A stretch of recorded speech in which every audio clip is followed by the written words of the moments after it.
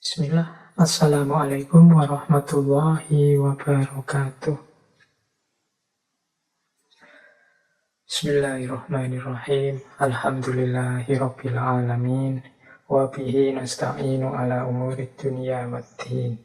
Allahumma sholli wa sallim wa barik ala habibina wa syafi'ina sayyidina wa maulana Muhammadin wa ala alihi wa ashabihi wa man tabi'ahum bi ihsanin ila yaumiddin.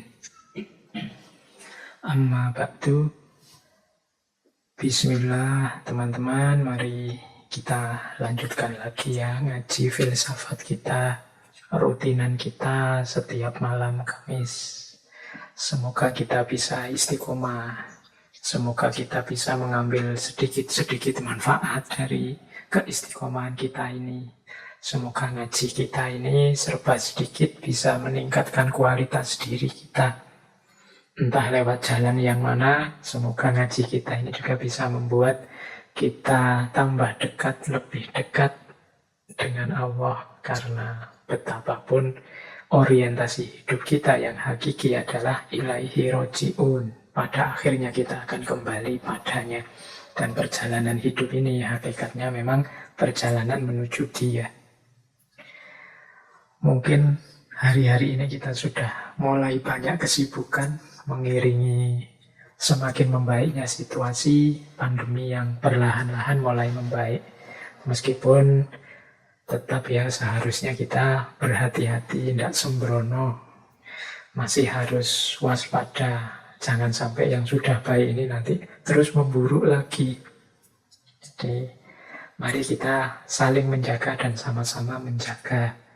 Ya, semakin bertambahnya kesibukan mungkin semakin membuat teman-teman kesulitan untuk mengistiqomahi kegiatan-kegiatan baik yang selama ini mungkin bisa dirutinkan saat pandemi. Tapi bagian dari jihad kita mungkin itu yang mari kita tetap mengistiqomahi apapun perbuatan baik yang mungkin sebelumnya sudah kita lakukan. Dari istiqomah itulah nanti kita akan menemukan banyak rahasia-rahasia, banyak hal-hal yang utama, yang penting dibandingkan kalau kita hanya melakukannya sekilas-sekilas. Baik, teman-teman, malam hari ini kita masih ada di tema berpikir, tapi kebetulan malam hari ini temanya agak unik ya. Kalau yang sebelum-sebelumnya kan mendorong, memotivasi kita untuk berpikir dengan segala situasinya.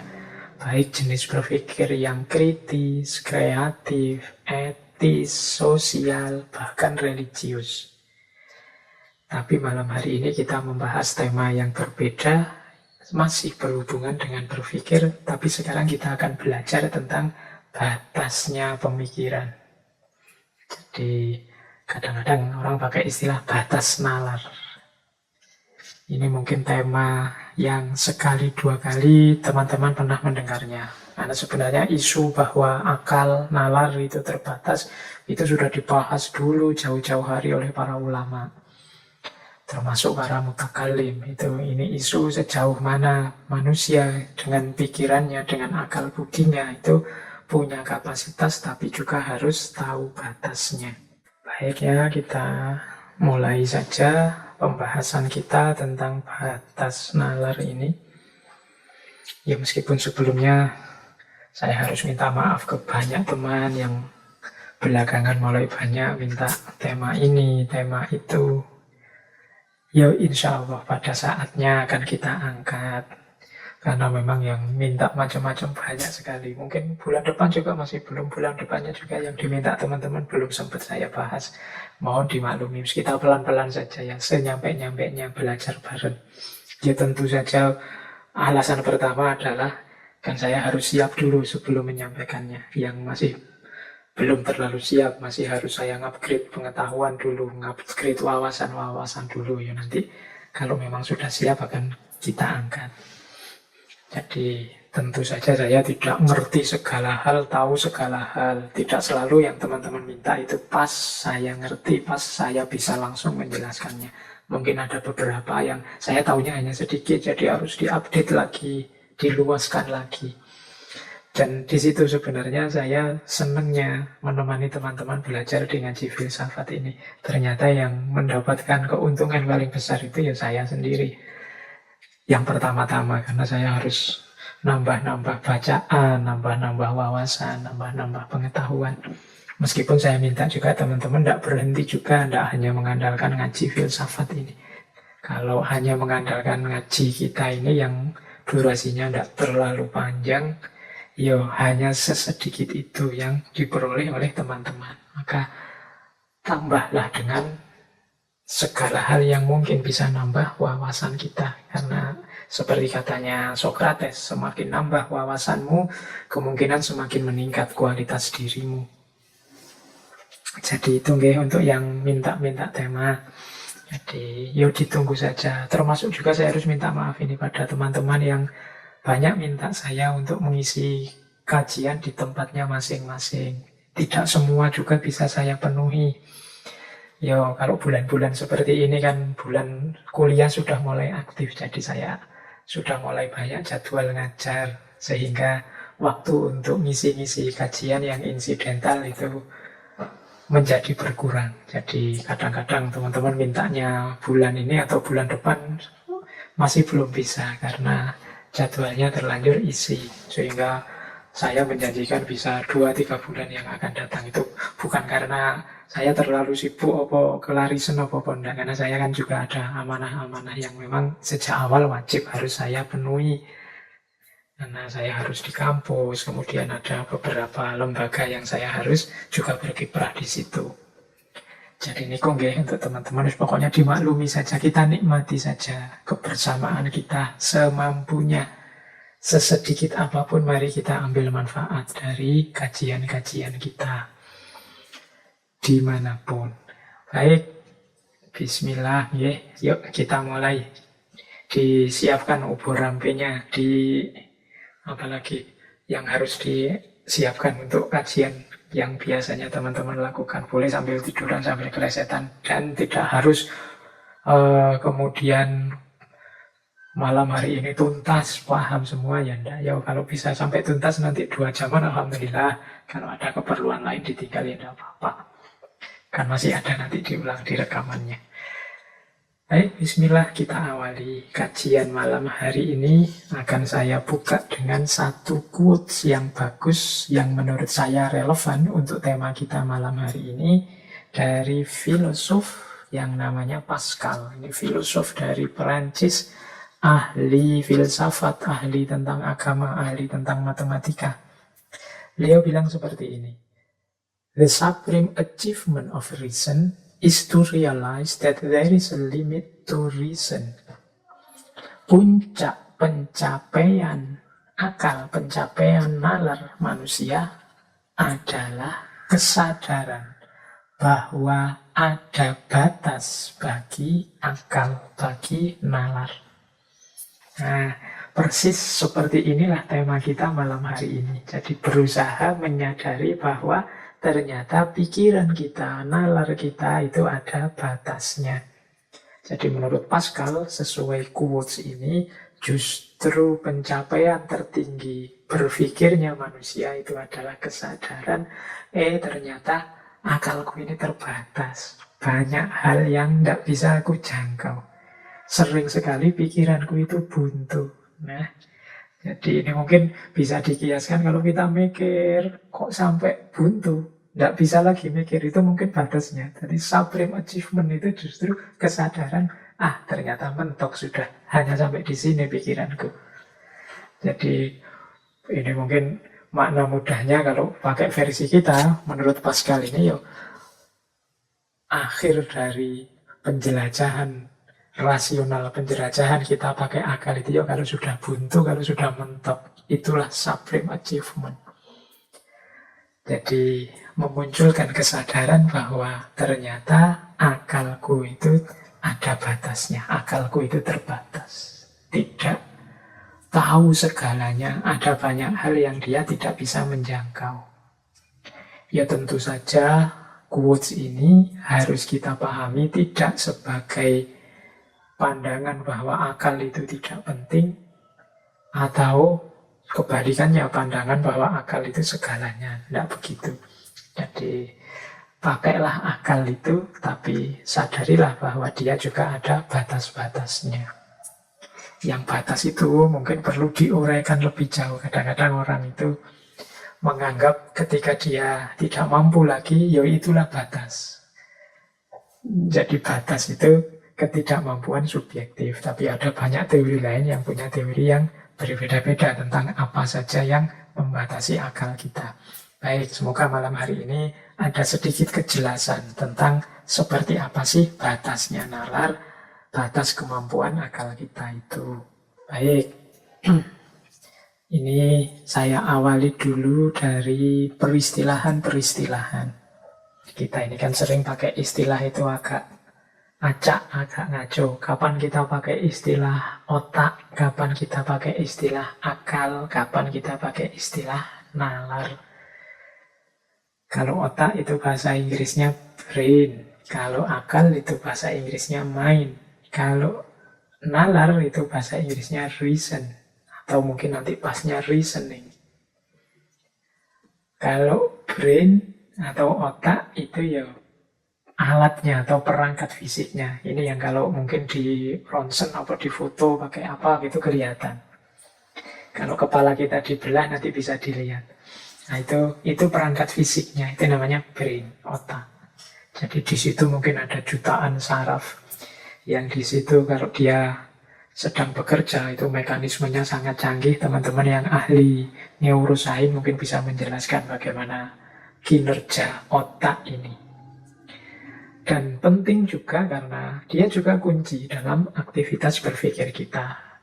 Jadi kekacauan, ketidakberesan, kalau ada penyakitnya, ada konsletnya, ada cacatnya, dan lain sebagainya otak, yaitu nanti akan berpengaruh pada kemampuan seseorang berpikir.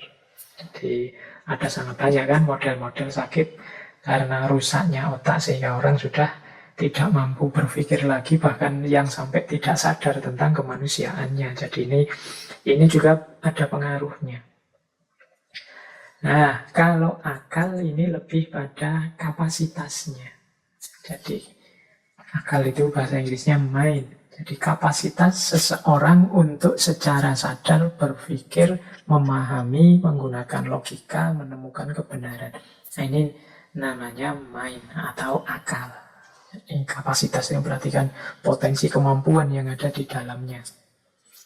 Ya, mind ini kita itu selain punya software otak, punya hardware namanya otak, punya software namanya akal. Ini kalau dianalogikan dengan komputer ya. Nah, kalau nalar atau reasoning, ini ketika dia digunakan, ketika kita memakai akal untuk memahami, menjalani hidup kita sehari-hari. Jadi reasoning ini kemampuan kita mempertimbangkan sesuatu, menilai sesuatu, memilih sesuatu. Jadi ketika kayak kalau ilustrasinya pakai komputer tadi, ya hardware-nya otak, software-nya akal. Nah, nalar ini ketika kita software ini kita operasikan, nanti kita jalankan. Jadi itu bedanya. Jadi kalau kita memang yang kita rujuk adalah perangkatnya, perangkat fisiknya, itu istilahnya lebih ke brain atau otak. Tapi kalau pada kapasitas kemampuan yang dia miliki, mungkin pasnya kita pakai akal. Sementara proses penggunaannya, kemudian bagaimana cara dia memakai dengan mempertimbangkan, menilai, milih, dan lain sebagainya, itu mungkin pasnya kita pakai nalar. Jadi yang ini nanti ada banyak variabel sudah terlibat kalau dalam proses berpikir yang namanya nalar tadi. Tapi otak menentukan, akal atau mainnya juga menentukan. Ya kalau akal atau main itu kan kadang-kadang ada orang yang kapasitas berpikirnya dalam tanda petik ya rendah, ada yang canggih sekali, cepat sekali, ada mungkin softwarenya sudah versi berapa gitu. Sehingga ketika dipakai untuk menalar jadi luar biasa. Meskipun mungkin brainnya itu kalau dilihat dari luar ya sama-sama sehatnya. Jadi ini peristilahan untuk mengklarifikasi saja. Mungkin teman-teman biar paham bedanya brain, mind, dan reason. Baik, Sekarang kita awali pembahasan kita tentang batas nalar dari buku yang terjemahannya memang judulnya Batas Nalar. Yang judul aslinya Within Reason. Yang nulis Donald B. Carney. Jadi dalam buku Within Reason itu dijelaskan bahwa memang nalar kita, cara berpikir kita itu tidak segalanya. Meskipun tetap bukan berarti dia tidak penting. Jadi di buku itu dijelaskan begini. Terhadap akal dan nalar kita harus punya kesadaran ganda. Yang pertama adalah kesadaran tentang pentingnya akal, pentingnya nalar. Dan yang kedua adalah kesadaran bahwa nalar itu punya batasnya sendiri. Jadi ini namanya kesadaran ganda. Berarti yang pertama, kita jangan jadi orang yang anti akal, anti berpikir, anti nalar. Justru di antara hakikat kemanusiaan kita itu kan adanya di akal dan kemampuan berpikir. Maka kelompok-kelompok kalau ada loh ya, yang anti dengan nalar, anti dengan akal, ini dalam buku itu disebut ya kelompok yang keliru dalam memahami peran dan fungsinya nalar. Bahkan orang yang tidak mau pakai nalar pun sebenarnya mungkin dia punya argumen-argumen rasional tertentu terhadap pendiriannya. Jadi yang pertama itu, meskipun begitu, kita harus sadar batas kemampuan kita dalam berpikir dan sejauh mana akal atau nalar kita itu bisa berperan. Mari kita lihat ya, mungkin uraian satu kalimat dari buku itu yang saya potong ini mungkin menarik. Kata Donald B. Carney, nalar itu adalah produk biologis, sekedar sarana yang menurut kodratnya terbatas. Nalar meningkatkan mutu cara kita melakukan sesuatu. Tetapi nalar tidak mengubah aspek bagaimana kita melakukannya. Nalar telah melahirkan pengetahuan yang membuat kita keliling dunia kurang dari 2 hari. Namun maksud dan alasan perjalanan keliling dunia itu mungkin sama dengan leluhur kita dulu. Mungkin karena perang, karena berniaga, penaklukan, penyebaran agama, dan lain-lain. Di bagian ini dia menjelaskan bahwa nalar itu hakikatnya hanya alat, hanya sarana yang punya keterbatasannya sendiri. Dia canggih luar biasa dalam hal bagaimana kita mengelola hidup, menyikapi hidup. Namun pada aspek bagaimana kita mengorientasikan hidup, tujuan hidup, maksudnya, dan lain sebagainya, ini akal biasanya posisinya kalah oleh unsur-unsur jiwa yang lain. Mungkin hasrat kita, mungkin naluri kita, mungkin selera kita, dan lain sebagainya. Jadi nalar itu menyumbang dalam hal bagaimana. Nah, mudahnya begitu. Tetapi dia tidak bisa masuk ke ranah yang lebih penting, yaitu ranah mengapa. Nalar itu bikin pesawat, caranya bagaimana bisa dia. Bagaimana cara menghancurkan, bikin senjata nuklir, cara mengolah nuklir seperti apa dia bisa. Tapi kemudian pesawat ini dipakai untuk apa? Nuklir itu digunakan untuk apa? Itu biasanya yang lebih berperan bukan nalar, tapi mungkin naluri, mungkin nurani, dan lain sebagainya. Mungkin kepentingan-kepentingan egois, dan lain sebagainya. Jadi nalar adalah alat yang sangat canggih untuk menerjemahkan keinginan, keputusan, kemauan kita. Tapi isi dari keinginan, keputusan, kemauan kita itu banyak didorong oleh naluri kita untuk mempertahankan diri, kebutuhan-kebutuhan emosi, atau sikap-sikap budaya tertentu. Jadi di buku itu kita diminta untuk sadar posisi utamanya seperti itu. Jadi kedudukan nalar itu Dia lebih pada alat atau sarana. Tergantung kita memakainya untuk apa. Nah, untuk apanya ini biasanya yang lebih kuasa itu bagian jiwa kita yang lain. Nah, ini mungkin menarik ya kalau kita sambungkan dengan pandangannya Imam Ghazali. Kalau teman-teman membaca Kimia Usa'adah kan juga penjelasannya seperti itu. Jadi menurut Imam Ghazali, akal itu dia bukan raja dalam diri kita. Dia hanya panglima. Rajanya itu kolbu. Jadi yang nyetir, mengorientasikan, mengarahkan, mewarnai hidup kita itu kolbu ini. Yang kolbu itu punya pasukan yang sangat luar biasa, namanya akal. Selain ada pasukan-pasukan yang lain, nanti teman-teman silahkan diulang waktu kita membahas tentang kebahagiaan menurut Imam Ghazali. Jadi akal ini panglimanya. Panglima itu kan pasukan yang paling kuat. Dia yang mengarahkan semua pasukan yang lain. Jadi akal adalah panglima. Panglima itu berarti dia hanya bawahan saja, suruhan saja.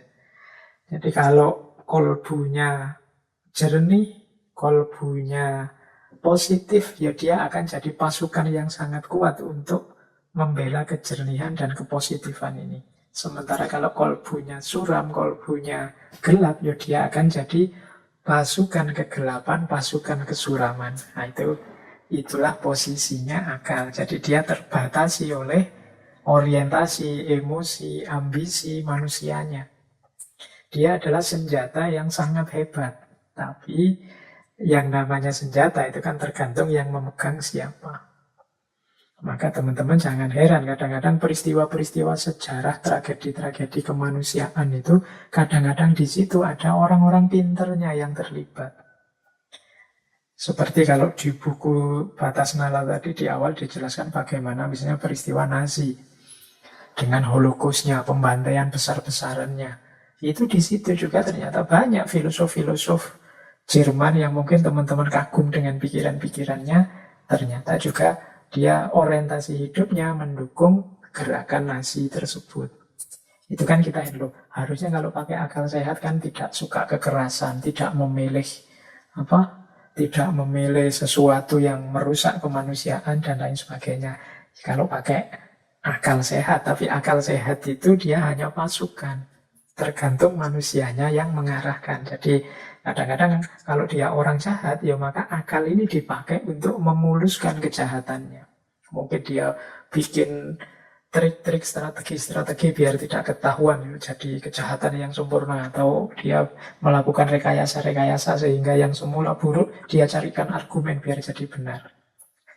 Nah, jadi maka ternyata kuncinya diri itu tidak pada akal. Meskipun dia sangat penting. Orang tidak boleh tidak pakai akal ya. Kalau itu kayak seperti analoginya Imam Ghazali tadi, berarti orang yang tidak pakai akal itu ya kayak kerajaan, ada rajanya tapi dia tidak punya panglima perang. Dia tidak tangguh, tidak kuat, mudah kalah.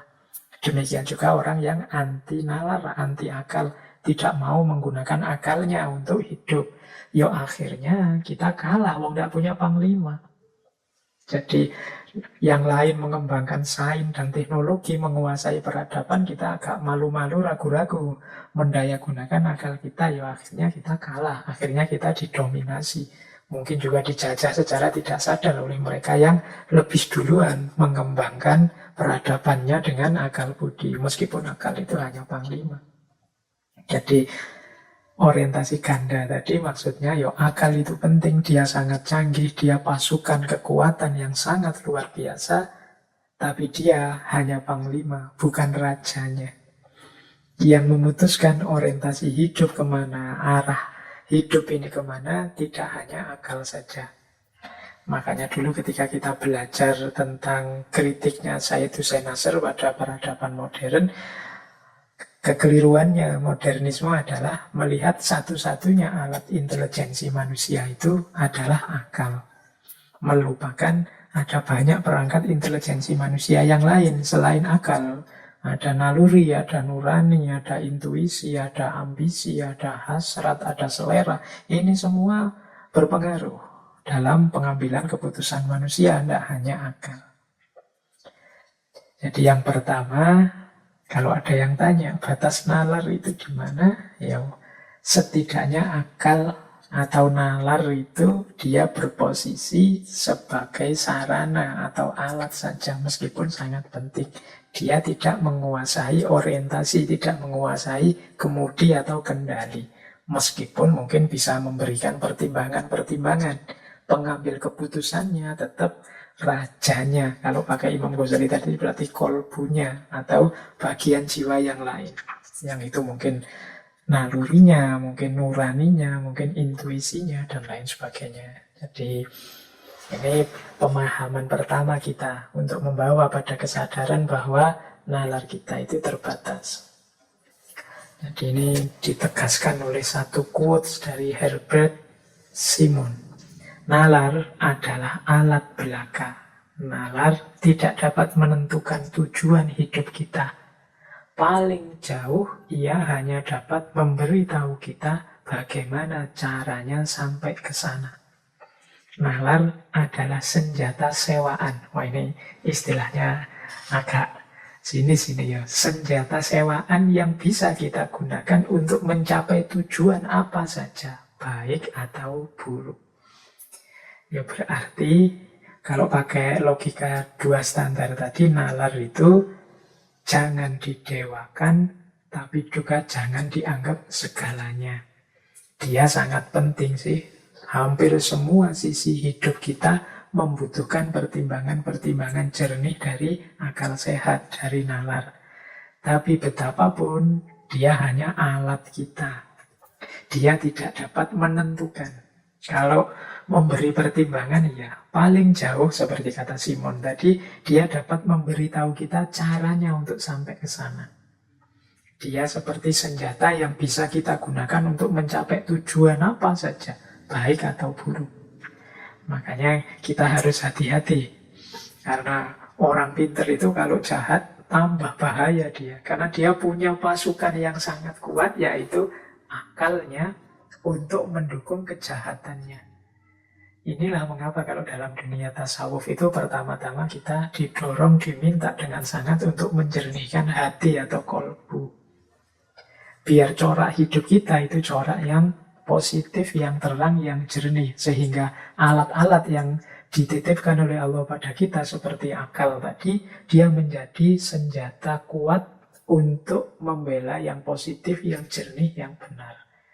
Tapi kalau batin kita gelap, suram, ya pasti nanti senjata yang namanya akal ini akan menjadi alat, menjadi senjata kita untuk melakukan yang jelek, yang buruk, yang suram.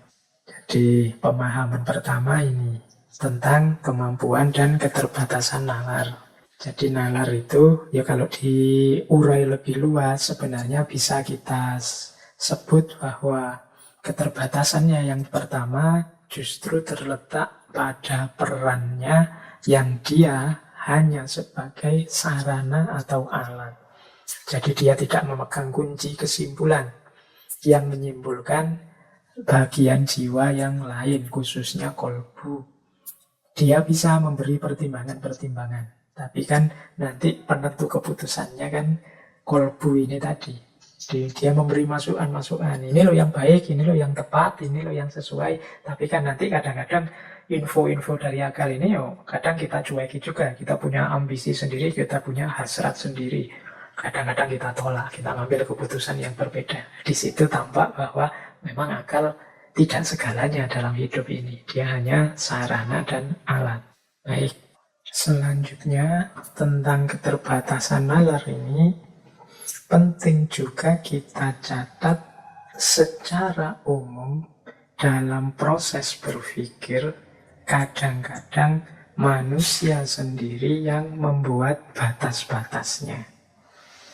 Jadi, ya karena manusia ini kan punya hidup yang kompleks, beragam. Dia punya tujuan, punya target-target, punya sasaran-sasaran. Sehingga kadang-kadang demi pencapaian target, tujuan, sasaran-sasaran, ideal-ideal yang dipatok, ideologi-ideologi yang dipercaya, dibuatlah standar-standar yang membatasi cara berpikir. Mungkin standar-standar etik, standar-standar sosial. Seperti waktu kita membahas cara berpikir etik, cara berpikir sosial. Standar-standar susila tentang adab dan lain sebagainya. Standar-standar budaya. Nggak boleh kalau di sini ngomong seperti itu, berpikir begitu. Standar-standar politik. Bahas ini nggak boleh, bahas itu nggak boleh. Ngangkat wacana ini dilarang dan lain sebagainya. Itu kan standar-standar yang kita buat sendiri. Jadi ada pandangan yang bilang bahwa akal itu sebenarnya sangat canggih. Dia bisa masuk kemana saja. Hanya saja manusialah yang membatasinya dengan standar-standar yang mereka buat sendiri. Tentu saja sesuai visi dan ideal-ideal yang dipatok. Jadi tidak usah banyak-banyak mikir inilah nanti begini. Tidak usah banyak-banyak mikir tentang itu nanti malah susah. Tidak usah dipikir macam-macam. Kita kan sering buat standar. Standar etik misalnya, wah, tidak boleh kamu melakukan ini, tidak boleh kamu melakukan itu. Atau standar sosial, di sini kesepakatannya sudah begini, meskipun kamu sudah menawarkan gagasan yang lebih baik dari ini, jangan, karena sini sudah disepakati begini. Nah ini batasnya nalar selanjutnya, yang penting mungkin untuk kita pahami, hidup kita ini penuh dengan pagar-pagar dan standar-standar yang seringkali dari situlah nanti pemikiran kita atau nalar kita jadinya terbatasi. Jadi bukan karena memang terbatas, tapi terbatasi. Terbatasi itu kan sebenarnya bisa kalau mau dipikirkan, tapi tidak boleh dipikirkan. Nah, banyak dalam norma-norma sosial, budaya, misalnya kadang-kadang kita dilarang mikir yang begini begitu, dilarang membayangkan ini itu, dilarang. Nah ini juga sering terjadi. Jadi standar-standar, makanya kadang-kadang untuk kepentingan-kepentingan tertentu kajian seperti ini dilarang, tema-tema ini jangan dibahas, yang seperti itu jangan dilanjutkan analisisnya dan lain sebagainya. Jadi ini kalau diistilahkan dengan lebih detail mungkin bukan keterbatasan nalar, tapi nalar yang dibatasi.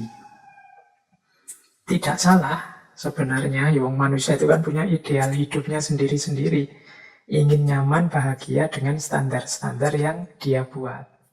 Apalagi tadi ternyata posisinya akal, posisinya nalar dalam hidup manusia itu bukan sesuatu yang vital, yang paling nomor satu. Dia lebih banyak hanya melayani orientasi orang yang menggunakannya. Bahkan dia sendiri dibatas-batasi, nanti dia akan bekerja, nalar itu akan bekerja memberikan justifikasi terhadap batas-batas itu. Jadi nalar akan menjelaskan mengapa sih kok ini jangan difikirkan, mengapa kok itu jangan dibahas, mengapa kok itu jangan didiskusikan dan lain sebagainya. Ini sebenarnya nalar yang dibatasi, tapi dia malah memberikan justifikasi terhadap pembatasan-pembatasan itu. Dia memberikan argumen-argumen, meskipun nanti selalu saja ada orang yang protes, yang oposisi, tidak setuju dengan argumen-argumen tadi. Yang tidak setuju dengan argumennya sendiri, dengan nalarnya sendiri. Yang setuju juga punya argumen dengan nalarnya sendiri. Disitulah istimewanya nalar sekaligus keterbatasannya nalar. Kan banyak ya teman-teman mendengarkan cerita-cerita bagaimana diskusi ini itu dilarang. Tidak hanya masa kini, masa lalu juga banyak larangan-larangan memikirkan ini, memikirkan itu. Eksekusi-eksekusi karena ada orang melanggar. Tidak boleh berpikir tentang ini kok malah dipikirkan, malah dan lain sebagainya.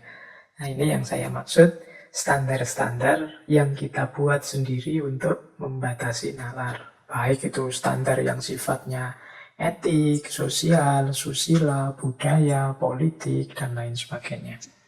Ini tidak bisa kemudian disimpulkan, kalau begitu bisa enggak Pak, standar-standar itu kita singkirkan saja semua, biar akal kita ini bebas tanpa batas-batas. Kemungkinan kalau kita akan buang semua standar, akal kita bebaskan sebebas-bebasnya, pada akhirnya kita akan membuat standar-standar versi kita sendiri. Jadi ketika kita lari dari satu standar, biasanya pada akhirnya ya kita membuat standar kita sendiri. Karena memang karakternya nalar, karakternya reason atau akal itu dia hanya lebih banyak melayani, tidak memutuskan. Nah, standar-standar ini kan sesuatu yang kita buat untuk mengorientasikan hidup kita sesuai ideal-ideal yang kita inginkan. Dan akal, nalar akan hadir melayaninya. Jadi maka penting sebenarnya dalam situasi seperti ini adalah kesadaran kita. Kesadaran itu berarti kalau ada standar-standar yang membatasi, kalau ada batas-batas, itu pertama kita harus masuk ke visinya. Ini maksudnya apa sih standar-standar ini? Ideal yang diinginkan apa? Apakah ini memang sudah kita sepakati bersama? Ataukah ini sesuatu yang ditetapkan secara sewenang-wenang, tidak sesuai dengan keinginanku dan lain sebagainya. Ini aspek-aspek ini bisa kita diskusikan. Tapi biasanya orang itu memang dari standar ke standar. Jadi dari indikator ke indikator. Kalau dulu yang dianggap baik ini dengan standar ini. Kalau sekarang yang dianggap baik ini karena mengkritik yang dulu, maka sekarang ada standar baru. Karena manusia akan sulit kalau hidup tanpa standar. Apa-apa mau dipikirkan sendiri detail dari awal itu tidak mungkin. Hidup ini kan logikanya continuity and change. Kita melanjutkan yang lama sambil melahirkan yang baru, mungkin dengan sedikit-sedikit revisi pengembangan dari yang lama. Nah baik, jadi sampai di sini kita mendapat sedikit wawasan bahwa yang pertama, fungsi akal secara umum adalah melayani, mendukung, menguatkan, menjadi sarana bagi kebutuhan-kebutuhan, kepentingan-kepentingan, keinginan-keinginan manusia. Kemudian yang kedua, dia banyak dibatasi oleh standar-standar orang yang menggunakan akal itu sendiri. Jadi ini dua kondisi eksistensial dari akal kita. Jadi tidak mungkin orang yang hidup sadar dengan visi, dengan misi hidup yang jelas itu tidak membuat standar-standar untuk mewujudkan visi misinya. Dan hidup yang serius itu kan memang hidup yang punya visi jelas, punya misi jelas, ada arah, ada cita-cita, ada tujuan. Yang sebagai konsekuensinya kemudian dibuatlah pagar-pagar, dibuatlah strategi-strategi, termasuk standar-standar yang kadang-kadang memang menghalangi cara berpikir kita, menghalangi nalar kita. Baik, yang kedua itu. Yang ketiga sekarang kita membahas batas nalar selanjutnya. Yang ketiga, batas nalar itu ada pada perkembangan kognitif manusia itu sendiri.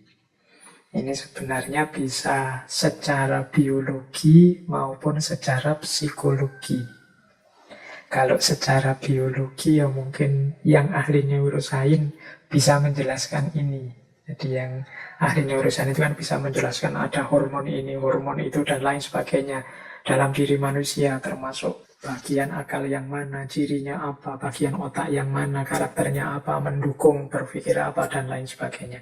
Ahli-ahli neurosains bisa menjelaskan. Kalau saya menjelaskan nanti dianggap masuk ke wilayah yang bukan wilayahnya. Jadi nalar juga terbatasi dari aspek otak tadi secara biologis. Ada efeknya juga dalam kemampuan berpikir. Nah, ini yang saya bawa yang aspek psikologis, karena dulu pernah kita sebentar membahas ini ketika membahas tentang kepribadian. Jadi perkembangan kognitif secara psikologis ini juga membatasi cara orang berpikir. Ternyata kemampuan berpikir itu juga berkembang. Jadi ada perkembangannya, ada level-levelnya yang kadang-kadang orang-orang tertentu mengalami lambat tumbuh kembangnya atau sampai dewasa tidak canggih cara menggunakan daya kognisinya. Jadi ini teori perkembangan kognitif yang berasal dari seorang psikolog namanya Yang Piaget. Ini untuk ilustrasi saja. Ini sebenarnya ini menjelaskan bahwa nalar juga bisa terbatasi oleh perkembangan biologis maupun perkembangan psikologis. Nah, yang biologis ya nanti bisa ditanyakan ke ahli-ahli neuroscience. Yang psikologis contohnya ini.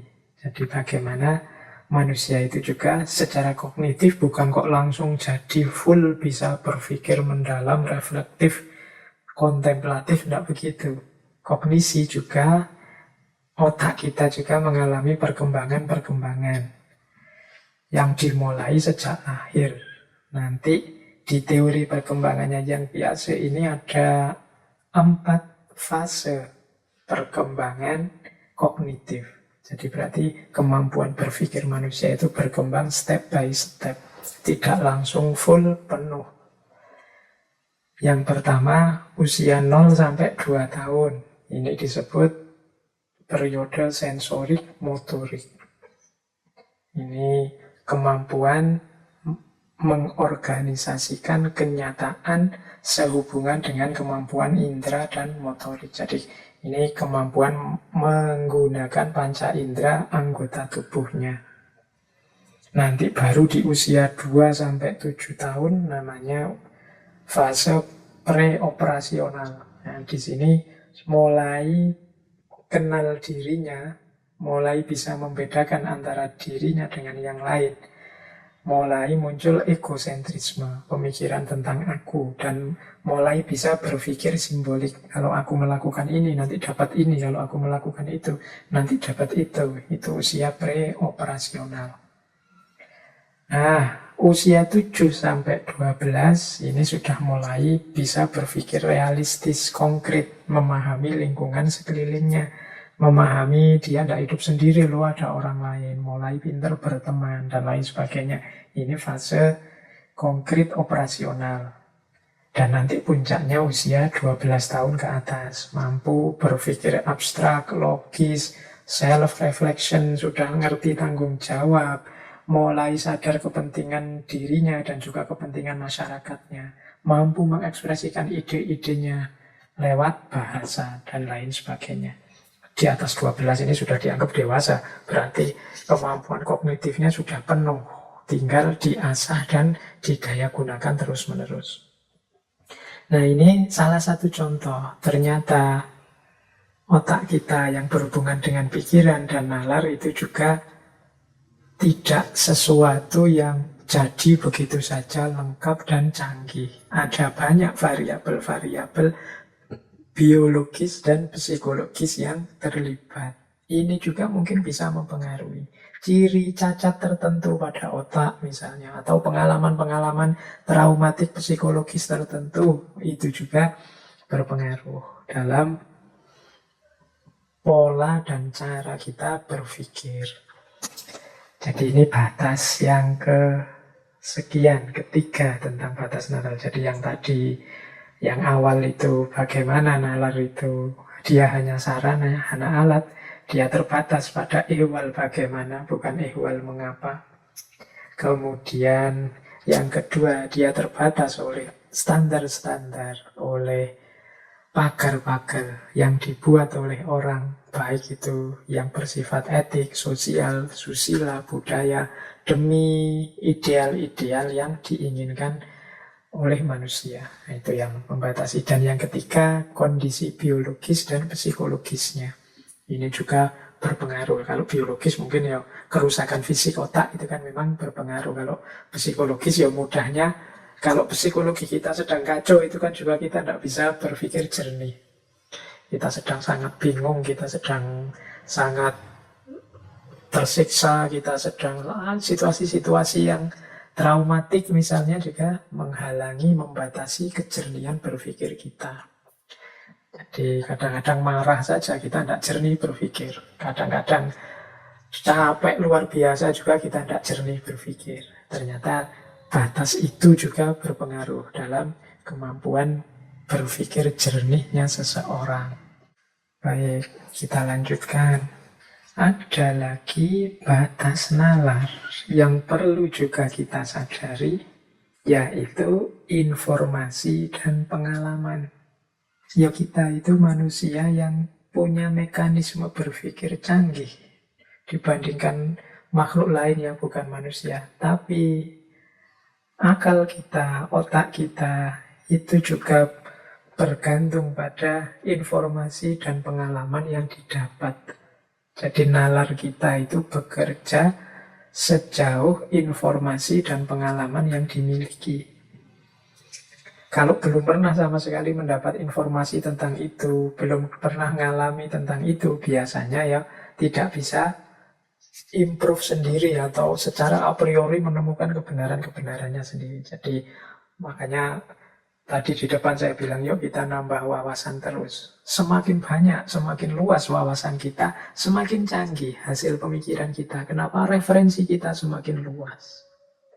Jadi orang yang referensi informasi yang dimiliki sempit, hanya sedikit, itu biasanya ya produk pemikirannya di situ-situ saja, itu-itu saja. Tapi semakin dia luas, informasi wawasan yang dimiliki, ya mungkin semakin beragam gagasan-gagasannya. Makanya kalau ada orang kok mikirnya kok gitu terus, ngomongnya kok gitu terus, mungkin itu problem.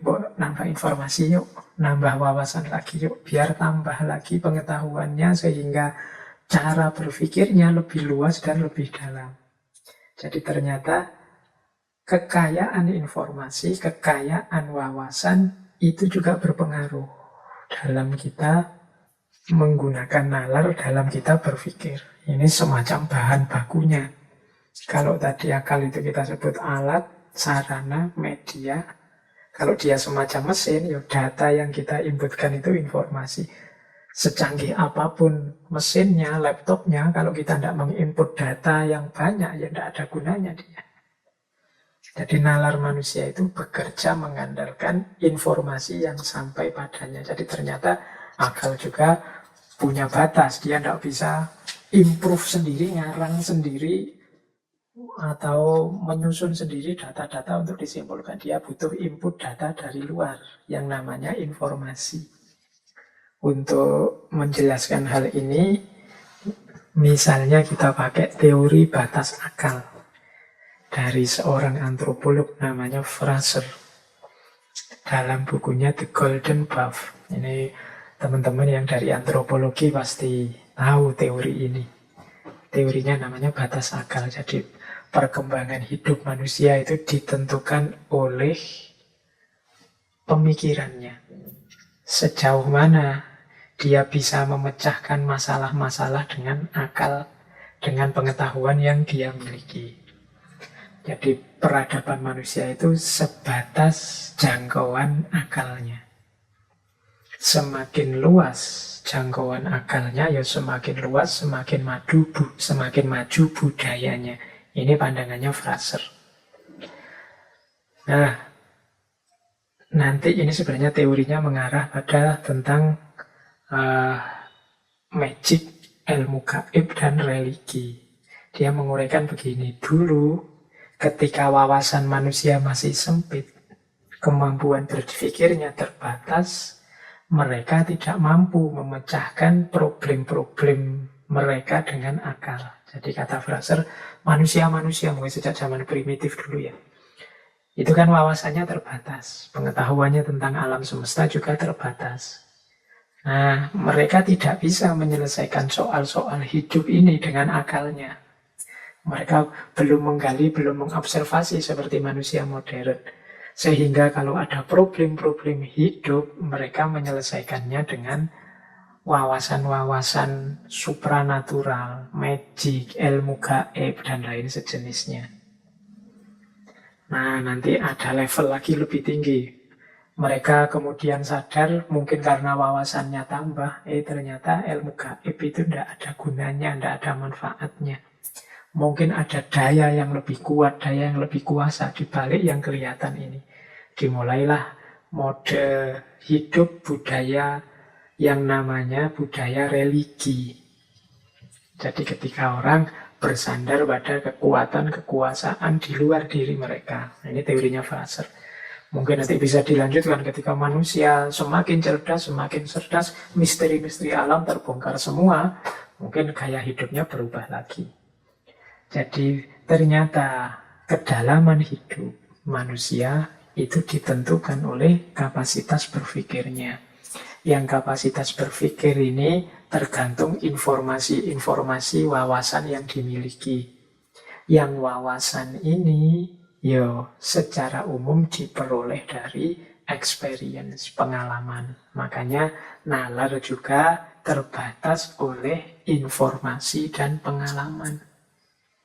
Jadi kalau kita tidak punya informasi, tidak bisa menganalisis, tidak bisa memikirkan, wong kita tidak punya data. Jadi kalau ada orang bilang, kamu ngomong jangan ngawur loh, ya datanya mana? Nah, tuntutan untuk datanya mana ini sebenarnya mengimplikasikan pandangan orang itu tidak mungkin bisa menyimpulkan secara tepat, memikirkan secara pas kalau dia tidak punya data. Informasinya terbatas.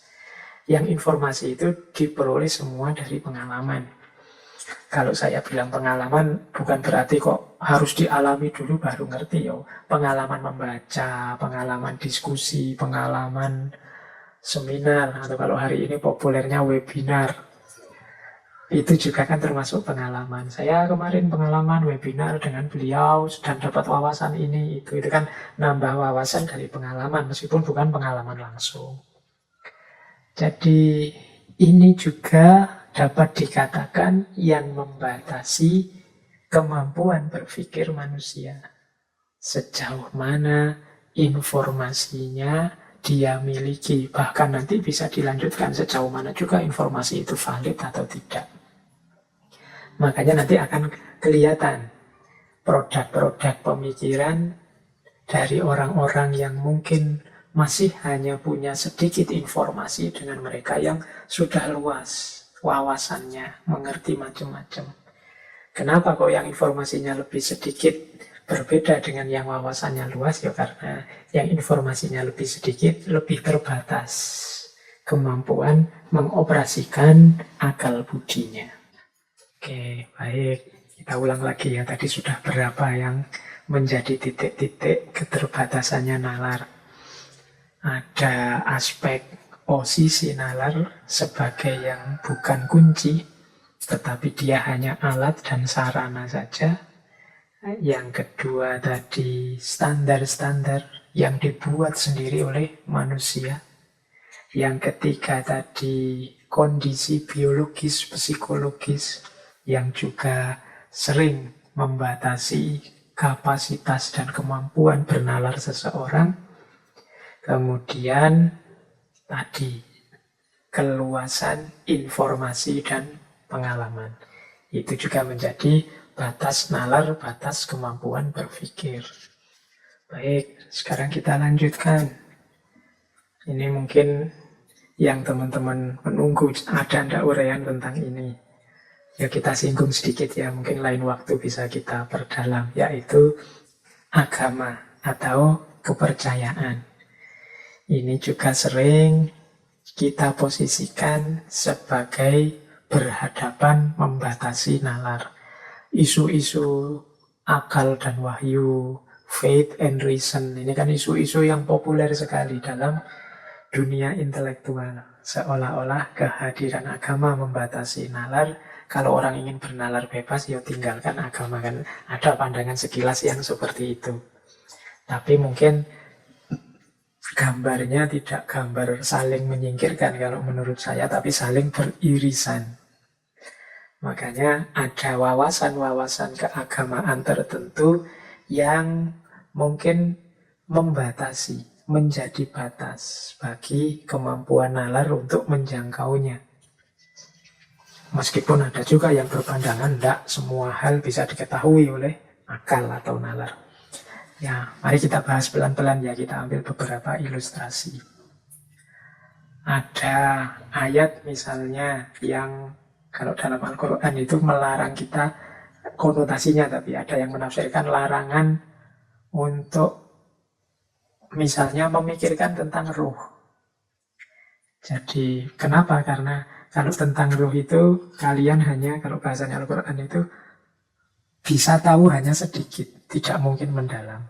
Wa ma utitumul ilma illa qalila. Ruh itu urusannya Tuhan, kulir ruhu min amri rabbi. Jadi kalau kalian manusia itu ya taunya mesti serba sedikit. Itu tadi saya sebut konotasi karena ya mudahnya kemudian orang menafsirkan berarti kita jangan berpikir tentang roh.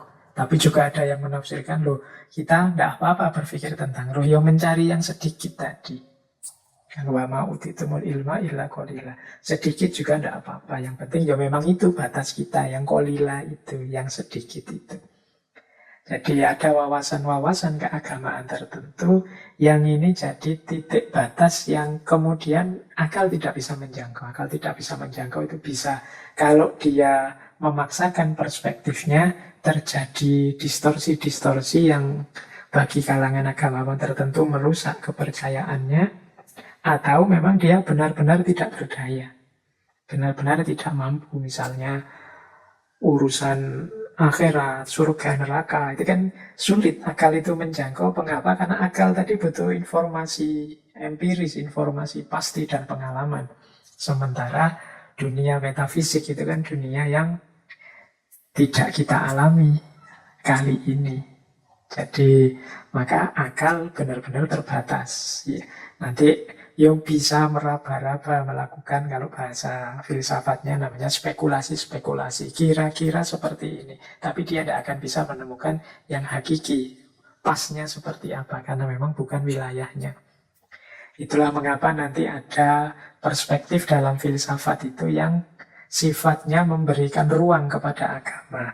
Agama itu memang tempatnya orang beriman, orang percaya.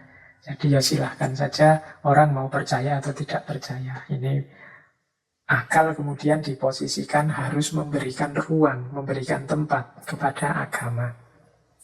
Karena agama bukan sesuatu yang bisa dijangkau oleh akal. Nah, ada pandangan yang seperti itu. Nah, jadi keberagamaan termasuk bagian yang sering dipandang sebagai batas bagi nalar. Yang sering sekali mungkin teman-teman dengarkan orang bilang, berpikirlah, jangan berpikir tentang zatnya Allah, tapi berpikirlah tentang ciptaannya. Tafakkaru fi khalqillah, berpikirlah tentang ciptaannya, jangan berpikir tentang zatnya. Ini implisit di situ pandangan, kalau engkau berpikir tentang zatnya, engkau tidak akan mampu, mesti mentok. Karena zatnya Allah di luar jangkauan akal. Nah, ini salah satu pandangan yang menyetujui bahwa agama menjadi batas, khususnya aspek metafisikanya menjadi batas yang tidak bisa dijangkau oleh akal. Ini tema yang luas sebenarnya kalau dalam diskusi tentang agama, khususnya kalau dalam Islam itu di ilmu kalam. Ada perdebatan panjang dari beberapa aliran tentang sejauh mana akal ini mampu menjangkau dan di titik mana dia tidak mampu menjangkau. Ada buku-buku ilmu kalam, mungkin teman-teman yang mahasiswa Usuluddin atau mahasiswa agama Islam itu pernah membaca buku-buku ilmu kalam ya, tentang perdebatan para mutakallim tentang sejauh mana kuasanya akal ketika berhadapan dengan agama. Ini ada satu pemetaan yang pernah saya lakukan. Saya lupa, kelihatannya juga pernah menyampaikan ini mungkin di sesi ketika membahas Imam Abu Hasan al-Asy'ari tentang kebebasan. Jadi ada 3 aliran masyhur dalam ilmu kalam itu yang membahas tentang kekuatan dan kekuasaan akal, kemampuan akal, yaitu aliran Mu'tazilah, Asy'ariyah, dan Maturidiyah. 2 yang terakhir ini, Asy'ariyah dan Maturidiyah, sering kita pandang sebagai kelompok Ahlus Sunnah wal Jamaah. Nah, 3 aliran ini punya perspektif yang berbeda tentang beberapa keimanan keagamaan. Ini di pemetaan saya itu ada 4 hal yang diperdebatkan oleh 3 aliran ini. Yang pertama, akal itu bisa tahu atau tidak adanya Allah. Yang kedua, akal itu bisa tidak tahu sampai detail, tidak hanya adanya Allah, tapi juga sifat-sifatnya. Yang ketiga, akal itu bisa tidak tahu baik dan buruk. Jadi ini baik, ini buruk. Itu kalau dengan akal bisa enggak. Yang keempat, akal bisa atau tidak memutuskan ini baik dan harus saya jalankan, ini buruk dan harus saya hindari. Ini masing-masing aliran itu punya pendapatnya sendiri-sendiri. Kalau Mu'tazilah, dia punya pandangan akal itu bisa semua. Jadi akal itu dengan kemampuannya dia bisa tahu bahwa Allah itu ada. Dia juga bisa tahu sifat-sifatnya apa saja dengan kemampuan berpikirnya. Dia juga bisa tahu mana baik dan buruk, dan dia juga tahu mana yang harus dijalankan dan mana yang harus dijauhi. Nah, ini Mu'tazilah memang dikenal sebagai aliran yang rasionalis dalam Islam. Sementara kalau Asy'ariyah itu kemampuan akal hanya sampai pada tahu adanya Allah saja. Di tiga yang lain, sifat-sifatnya baik buruk, termasuk menjalankan yang baik, menghindari yang buruk, akal itu tidak canggih. Jadi dia harus ikut apa katanya wahyu. Nanti ada juga Maturidiyah. Kalau di Maturidiyah itu, akal bisa kok tahu adanya Allah. Akal bisa tahu sifat-sifatnya dan bisa tahu baik buruk. Yang akal tidak mampu itu menentukan mana yang harus saya jalani, mana yang harus saya hindari. Kalau ini yang terakhir butuh info wahyu. Ya masing-masing punya argumennya sendiri-sendiri. Kalau tahu adanya Allah, semua sepakat akal bisa. Jadi melihat alam semesta dengan ketertibannya, atau pakai logika, alam semesta ini adanya secara berantai dari sebab akibat, dan nanti Tuhan adalah sebab pertama yang tidak disebabkan dan lain sebagainya. Itu tentang keberadaan Allah, itu akal mampu kok sampai pada kesimpulan tidak mungkin alam semesta ini tidak ada Tuhan. Tidak mungkin, hanya kebetulan saja semuanya. Kebetulan kok sepas itu. Nah, pasti ada Tuhan dengan berbagai argumen. Kalau dulu kita pernah di ngaji filsafat itu ada paling tidak 7 argumen untuk membuktikan adanya Tuhan menggunakan akal. Jadi 3 aliran ini sepakat bisa pakai akal. Itu bukan berarti tidak perlu wahyu, itu urusan yang berbeda. Cuma ini hanya mengukur kemampuan akal dulu. Nah, kalau yang tentang sifat-sifatnya, Mu'tazilah, Maturidiyah bilang bisa, hanya Asy'ariyah yang tidak bisa. Jadi bisa itu maksudnya dengan menggunakan akal kita bisa kok menetapkan beberapa sifat-sifatnya Allah. Sifat-sifatnya Tuhan misalnya, pasti dia maha kuasa, pasti dia maha penyayang dengan melihat berbagai fenomena, pasti dia maha teliti, pasti dia maha adil, dan lain sebagainya. Itu kan sifat-sifatnya yang bisa dijangkau dengan akal. Meskipun menurut Asy'ariyah enggak. Itu tetap kita memerlukan informasi-informasi dari wahyu. Ada juga yang tahu baik dan buruk. Nah, ini kalau Mu'tazilah dan Maturidiyah, dia bilang akal bisa. Jadi tidak harus merujuk misalnya wahyu. Kita tahu kok kalau mencuri itu pasti buruk, menyakiti orang, merampok itu pasti buruk. Tapi nanti di Asy'ariyah tidak. Ya memang sebagian besar mungkin kita bisa tahu, tapi banyak hal yang kadang-kadang kita anggap baik ternyata buruk. Akal kita memutuskannya sebagai buruk ternyata, dan kita tidak senang, ternyata itu baik. Jadi baik buruk banyak juga kita memerlukan informasi wahyu. Akal saja terbatas pengetahuannya. Mungkin ada hal-hal tertentu dalam agama yang kita merasa, wah kok begini ya, ini jangan-jangan perlu ditafsir ulang. Itu menunjukkan kita tidak cocok dengan itu. Nah, itu kata Imam Asy'ari, maka baik dan buruk itu tetap kita memerlukan informasi dari wahyu. Kemudian menjalankan yang baik, menghindari yang buruk. Ini kalau Mu'tazilah, akal bisa semuanya. Akal itu tahu kok tanggung jawab kemanusiaan apa yang harus dilakukan dan yang harus dihindari. Tapi kalau ini Asy'ariyah dan Maturidiyah dua-duanya sama-sama bilang tidak bisa. Kalau untuk kewajiban dan larangan, mana yang haram, mana yang halal, itu tetap kita butuh informasi dari wahyu. Oke. Ini ilustrasi saja bagaimana pandangan bahwa wawasan-wawasan keimanan, keagamaan tertentu itu bisa membatasi kemampuan berpikir kita. Ada yang sifatnya memang dibatasi, seperti standar-standar tadi. Jadi, jangan berpikir tentang ini, jangan berpikir tentang itu. Ada yang sifatnya memang terbatas, kita tidak mungkin bisa tahu. Khususnya untuk hal-hal yang memang sangat metafisik. Jadi, yang diilustrasikan tadi ya dengan perdebatan antara 3 aliran, Mu'tazilah, Asy'ariyah, dan Maturidiyah. Apalagi kemudian kalau kita tarik isu batas nalar dengan keberagamaan ini ke isu kritik-kritik pada modernisme yang dianggap terlalu mendewakan akal. Misalnya dulu pernah kita bahas di sesi Sayyid Hussein Nasr ketika membahas Saintia Sakra.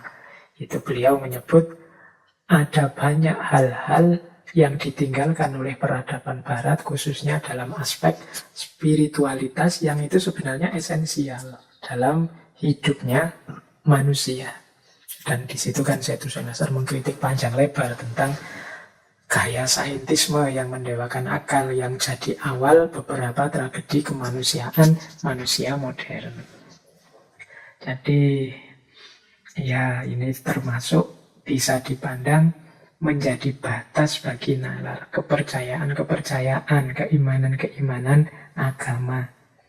Ya mudahnya kan, misalnya di ranah ilmu modern yang kadang dikritik positivistik itu secara ontologis kan hanya bisa menerima dunia yang sifatnya materi atau dunia syahadah. Sementara agama menerima ghaib wasyahadah, dunia metafisik dan dunia fisik, dunia materi dan dunia imateri. Nah, berarti jangkauannya lebih sempit, sementara kalau agama lebih luas, ghaib wasyahadah, sehingga di situ nalar terbatasi. Kemudian juga dari sisi epistemologi, dulu kita pernah membahas misalnya pengetahuan namanya ilmu huduri atau pengetahuan langsung. Yang ini tidak membutuhkan prasyarat material, prasyarat empiris. Pokoknya dalam pikiran kita pengetahuan itu hadir, pengetahuan langsung. Yang ini mungkin sulit. Pengetahuan itu kan biasanya kita sebut bekerja ketika akal kita berproses. Nah sementara yang laduni ini pengetahuannya hadir begitu saja dalam diri kita. Ini juga mungkin menjadi batas-batas nalar yang menggunakan akal. Jadi ini isu tersendiri. Kalau teman-teman ingin mendalam tentang persilangan, pertentangan, persinggungan antara agama dan nalar atau isu faith and reason, itu bukunya banyak sekali. Isu-isu yang diangkat juga sangat banyak sudah. Baik, yang mungkin lain waktu kita bahas lebih panjang, khususnya tema-tema kalam, tema-tema teologis. Sudah lama kita tidak membahas tema-tema teologis. Baik, jadi ini isu kesekian tentang batas nalar. Kita lanjutkan lagi. Ini sekarang kita membahas aspek internalnya. Kalau tadi kan keterbatasan nalar karena ada unsur dari luar. Jadi ada unsur misalnya agama, ada unsur pengalaman dan informasi, aspek biologis, psikologis, standar-standar yang kita buat sendiri. Kemudian yang pertama tadi hubungan akal dengan bagian jiwa yang lain yang ternyata akal itu hanya alat. Itu kan unsur luarnya. Kalau bahasanya anak-anak kampus itu aspek eksternalnya. Sekarang kita lihat internalnya. Internal yang membuat akal itu sering terbatas. Nah, sebenarnya secara umum sih aspek internal itu ya ada logical fallacy dan bias. Jadi salah pikir dan sesat pikir. Jadi akal itu tidak selalu dalam kondisi fit mesti benar. Ternyata juga dia terbatasi oleh kondisinya sendiri yang kadang-kadang sesat pikir dan salah pikir. Baik, sekarang kita bahas pelan-pelan dua kondisi ini. Nanti mungkin beberapa hanya saya baca saja, teman-teman mencari, ya wong ini cuma tentang sesat pikir, salah pikir, di sesi-sesi kajian dulu tentang logika dan lain-lain kelihatannya sudah dibahas. Mungkin saya agak cepat ini karena waktunya juga. Nah, sesat pikir yang pertama yang kelihatan sekali sehingga membatasi kebebasan berpikir kita adalah idola-idola. Ini saya ambil misalnya teori dari Francis Bacon. Ada 4 idola saat kita berpikir. Ini membuat harusnya kesimpulan kita itu luas jadi terbatas. Apa saja 4 idola ini secara umum ya. Mungkin hari ini bisa dirumuskan lagi banyak idola-idola yang lain. Nah, yang pertama adalah namanya idola tribus. Idola tribus itu menarik kesimpulan tanpa dasar dan tidak diperiksa serius. Pokoknya dianggap sudah benar begitu saja. Alasannya biasanya begitu. Orang lain juga begitu. Itu namanya idola tribus. Kita itu sering berpikir pakai logika biasanya ini. Ini idola tribus ini kadang-kadang melahirkan namanya oversimplifikasi atau mengeneralisir masalah. Jadi akhirnya kita tidak dalam. Sesuatu yang harusnya mungkin punya makna lebih dalam, harus diobservasi lebih serius, harus diteliti lebih jeli, akhirnya tidak tergali. Kesimpulan kita dangkal. Kita pokoknya biasanya begitulah. Nah, ini namanya idola tribus. Ini kadang-kadang disebut ini yang sering menjangkiti manusia biasa atau awam. Yang bahasa Latinnya tribus, tribe. Jadi orang-orang umum itu sudah begitu, Pak. Yang lain begitu, ya saya ikut begini. Nah, ini kan secara tidak sadar kita membatasi cara berpikir kita dengan kebiasaan umum yang berlaku di tengah masyarakat. Kemudian ada pula idola spekus. Idola spekus ini menarik kesimpulan seperti manusia yang ada dalam gua. Ini idola spekus ini bahasa Inggris, the idol of the cave. Idola gua. Jadi kita seperti manusia gua. Manusia gua itu manusia yang ngertinya apa yang ada di dalam gua. Jadi memutuskan sesuatu hanya berdasarkan prasangka pribadinya, selera a priorinya. Jadi ini biasanya ketika orang menyukai sesuatu, ketika orang mengidolakan sesuatu, dia berhenti di situ, hanya itu saja yang dia geluti sehingga dia tidak luas. Akhirnya membaca apapun, menyikapi apapun, ya pakai perspektif itu. Nah, itu, jadi ini persis seperti kata-kata aslinya, the idol of the cave. Seperti manusia yang hidup di gua. Nggak ngerti mana-mana, ya ngertinya apa yang ada di dalam gua. Jadi begitu melihat apapun, menyikapi apapun, ya menggunakan perspektif gua. Perspektif pengalamannya sepanjang hidup di gua. Jadi ini juga sering jadi idola, membatasi cara berpikir kita juga. Kemudian idola fora, the idol of the marketplace. Menarik kesimpulan karena ikut pendapat umum. Jadi yang lain pendapatnya bagaimana? Begitu ya sudah, aku ikut, idola fora.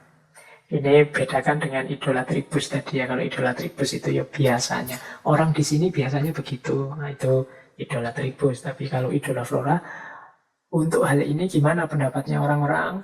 Orang-orang pendapatnya seperti ini semua, Pak. Oh ya sudah, saya ikut. Nah, itu idola flora. Jadi sesuai pasar. Kalau pasar ke utara ya ikut ke utara. Kalau pasar ke selatan ya ikut ke selatan.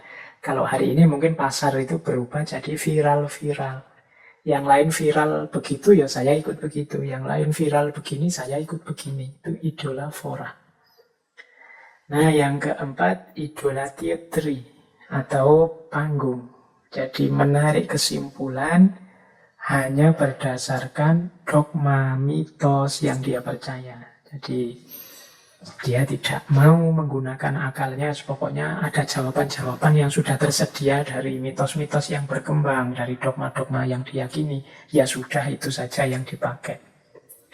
Jadi pikiran kita itu sering terjangkit penyakit idola-idola ini. Ini teori yang berasal dari Francis Bacon ini menyarankan kita untuk hati-hati terhadap jebakan idola-idola ini.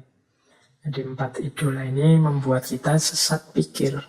Termasuk batas nalar juga, ya jenis-jenis sesat pikir. Kalau teman-teman mau menggali, boleh nanti saya yang nulis buku judulnya Ihwal, Sesat Pikir, dan Cacat Logika. Coba teman-teman dicari di buku itu, isinya sepenuhnya kelemahan-kelemahan kognitif kita. Jadi manusia itu ya memang di antara keunggulannya berpikir.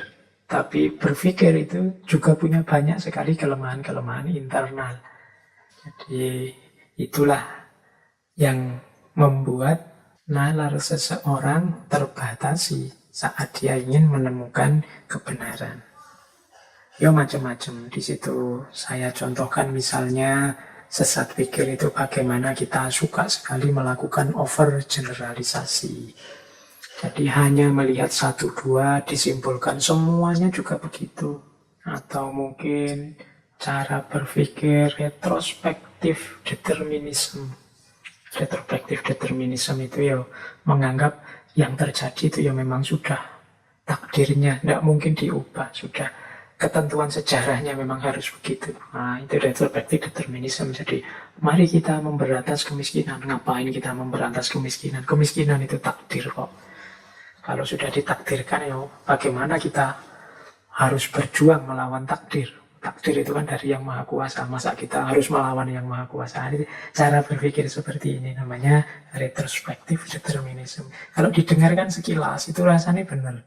Tapi ya kalau direnungi secara lebih reflektif, kontemplatif, nanti kelihatan titik-titik lemahnya. Atau post hoc ergo propter hoc. Ini karena datang setelah itu berarti disebabkan oleh itu. Ayo memang hidup ini memang banyak sebab akibat, tapi tidak semuanya sebab akibat. Kok saya minum air putih kemudian kok terus tidur, itu kan bukan berarti saya bisa tidur karena air putih, karena mungkin peristiwanya saja kebetulan beriringan. Kita itu kadang-kadang kalau lihat satu peristiwa saling bersusulan itu menganggapnya bahwa itu sebab akibat. Itu post hoc ergo propter hoc. Ini juga akal sering ketipu oleh post hoc ergo propter hoc ini yang termasuk bagian dari keterbatasan berpikir kalau kita tidak mendalam. Ada juga yang berpikir ad hominem, enak-enak diajak diskusi terus yang diserang orangnya karena kepepet. Dasar kamu orang sesat misalnya, itu ad hominem, yang diserang orangnya. Kamu anak kemarin sore aja. Nah, itu yang diserang orangnya. Jadi bukan gagasannya. Kadang-kadang juga kita ad verikundiam. Ad verikundiam itu kita merujuk orang yang kita anggap ahli, tapi tidak kritis. Pokoknya kata-kata ahlinya pasti benar. Ini kan yang ngomong sudah ahlinya. Nah, itu kesesatan ad verikundiam. Ada kalanya et baculum itu ancaman. Kalau kamu tidak mau ikut, kalau kamu tidak mau percaya, rasakan sendiri nanti akibatnya. Hukuman Tuhan akan sampai padamu. Nah, ini sebenarnya tidak berargumen, ya mengancam saja. Tidak ada logika di situ yang digunakan, meskipun seolah-olah itu logis. Tunggu saja nanti hukuman Allah akan datang padamu tidak lama lagi. Ini bisa jadi et baculum. Jadi berargumen dengan ancaman. Atau kebalikannya, et misericordiam. Misericordiam itu meminta belas kasihan. Mbok, saya diluluskan saja Pak, saya itu sudah semester akhir ini Pak, teman-teman sudah lulus semua, saya ingin segera pulang Pak, segera kawin. Jadi et misericordiam. Jadi dia tidak berlogika sebenarnya, cuma membangkitkan rasa kasihan saja.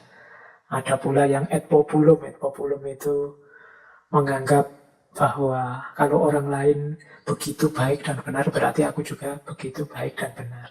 Ikut kebanyakan orang, et populum. Atau et novitam, yang baru pasti baik. Ini kreatif loh, ini baru loh. Atau et antiquitam, yang lama pasti lebih baik. Oh, ini dari para pujangga zaman dulu loh, ini dari nenek moyang kita loh. Itu Ini sebenarnya tidak berargumen, tapi itu termasuk bagian dari logical fallacy dan lain sebagainya. Ini teman-teman pastinya sudah bisalah mencari banyak referensi tentang ini. Cuma ini sebenarnya untuk ilustrasi bahwa nalar kita itu mudah sekali sesat ke dalam logical fallacy ini yang seringkali membatasi operasi rasional kita untuk menemukan kebenaran. Jadi ini yang sering disebut sebagai logical fallacy. Baik, mungkin logical fallacy sudah pernah kita angkat. Saya agak panjang sedikit di cognitive bias. Jadi kalau tadi kan sesat dalam prosesnya, logical fallacy. Cognitive bias ini mungkin mudahnya kita artikan penyimpangan berpikir, tapi kita tidak sadari. Kita berpikir itu kan untuk menemukan kebenaran. Jadi kadang-kadang kita, ini jalurnya sudah belok loh, tapi kita tidak sadar. Itu namanya bias. Ada banyak bias-bias dalam berpikir. Ini di buku yang saya sebut tadi, Ihwal Sesat Pikir dan Cacat Logika, saya lupa itu berapa puluh bias kognitif yang saya contohkan di situ. Nah, cognitive bias ini secara umum akal itu terbatas karena dia menyimpang dari proses yang seharusnya oleh beberapa kecenderungan. Yang pertama adalah kecenderungan informasi yang terbatas yang kita tidak sadar. Mengapa? Ini ada hubungannya dengan psikologi. Jadi kita tidak sadar ternyata nalar kita itu sudah melenceng. Mengapa informasi bisa terbatas? Karena kita itu sering hanya memperhatikan hal-hal yang kita sukai saja. Ya sama kan seperti kalau teman-teman buka HP kemudian melakukan stalking, googling dan macam-macam itu. Kan kita milih yang kita sukai saja. Atau mungkin paling tidak yang banyak diulang saja. Ini yang menyebabkan secara tidak sadar akhirnya informasi yang sampai pada kita itu ya yang itu-itu saja. Jadi tidak luas. Seolah-olah kita itu lama sekali pegang HP, tapi sebenarnya ya yang kita dapat dan kita peroleh ya hanya itu-itu saja. Kita cari yang kita minati. Kita cari yang aneh, lucu, menarik menurut kita. Kita cari yang baru dan menantang menurut kita. Jadi ini yang membuat informasi yang kita miliki terbatas. Jadi ini penting kita sadari ternyata kita itu seolah-olah banyak banjir informasi, tapi mungkin ya tidak. Karena yang kita buka ya itu-itu, yang kita gali secara serius ya itu-itu. Mungkin karena saya sukanya filsafat ya, yang dibuka situs-situs ya seputar filsafat dan sekitarnya. Sementara yang sukanya pendidikan mungkin lebih tertarik dengan isu-isu pendidikan. Ya itu saja. Nah, itu namanya termasuk cognitive bias. Membuat pikiran kita secara tidak sadar melenceng, padahal kita tahunya kita itu wawasannya luas, luar biasa. Karena yang kita perhatikan hanya yang kita minati saja, yang kita anggap unik, kita anggap menarik, dan lain sebagainya. Kemudian kita juga biasanya lebih memperhatikan hal-hal yang sesuai dengan pandangan kita atau kebalikannya, yang anti dengan pandangan kita. Sehingga biasanya misalnya ya coba teman-teman cermati ya tabiat kita ketika buka YouTube atau apa itu kan, yang kita minati itu terus ditawarkan lagi terus oleh Google, oleh YouTube, itu yang disebut bubble filter itu.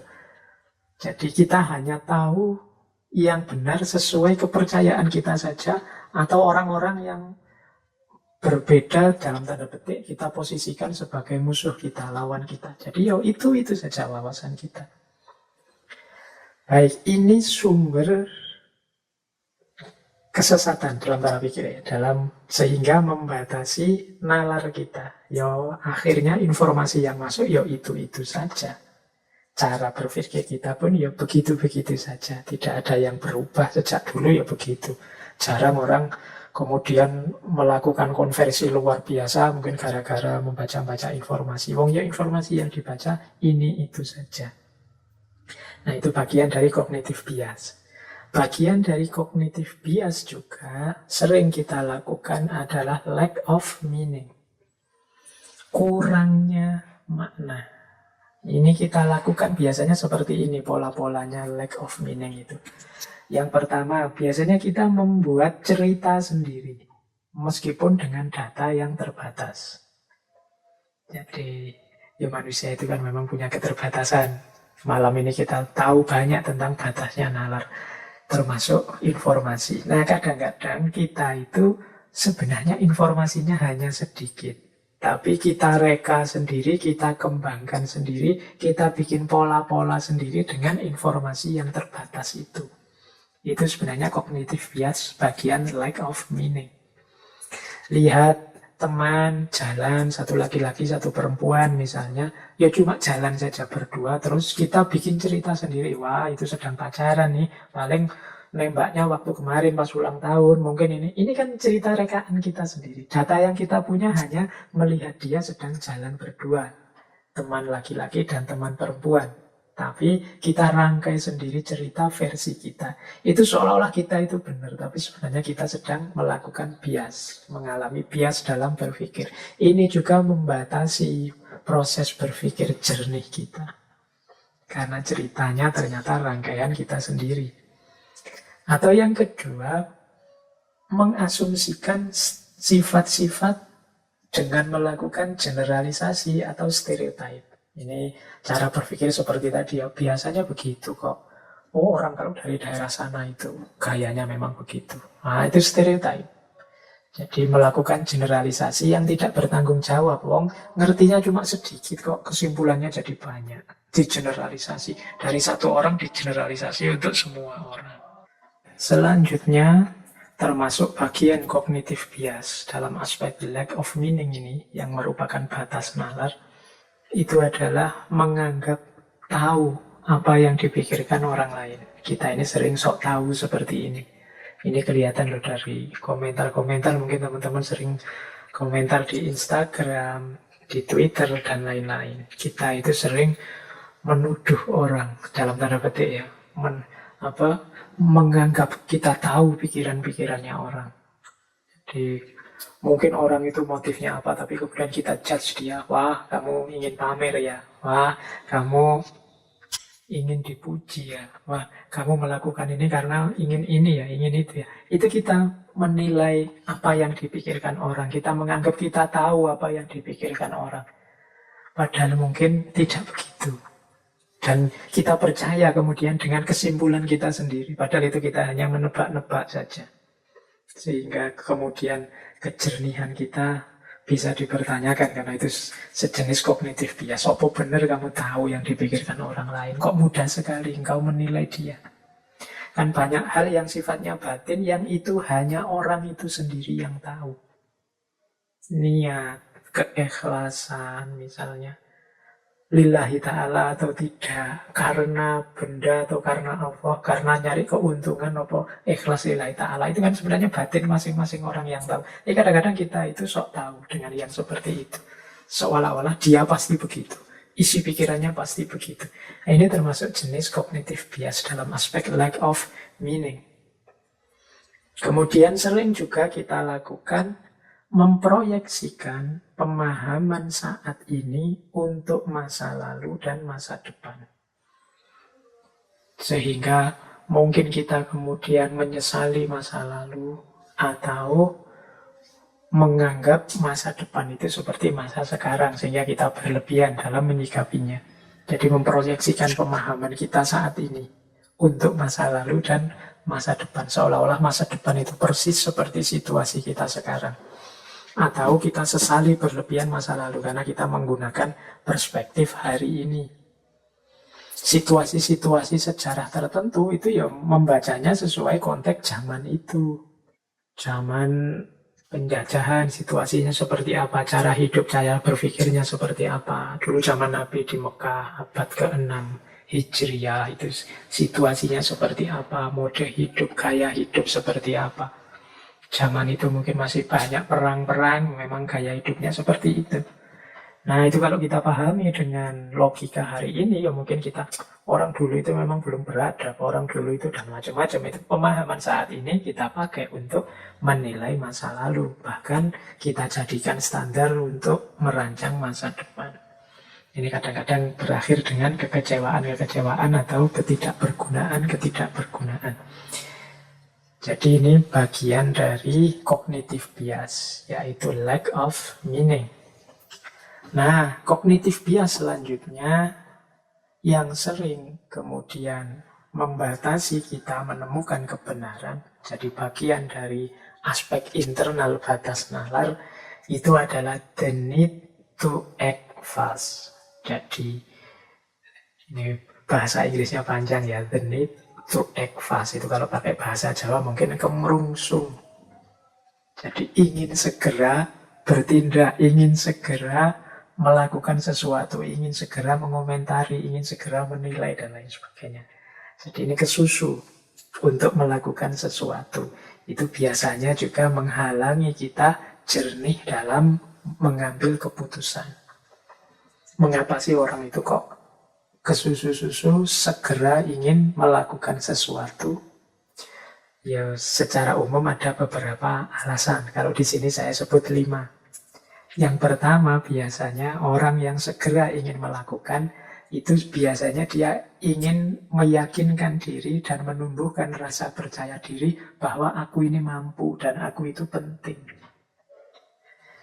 Jadi orang yang belum mantap keyakinan dirinya bahwa aku itu bisa, aku itu penting, itu biasanya terus kalau melakukan sesuatu segera ingin tahu hasilnya, segera ingin selesai, dan khawatir salah.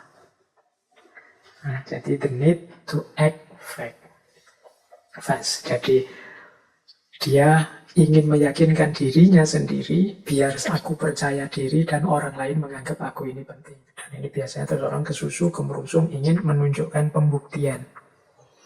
Yang kedua, ada memang orang tertentu yang melakukan apa-apa itu cepat, ingin segera selesai. Alasannya apa? Untuk menjaga fokus.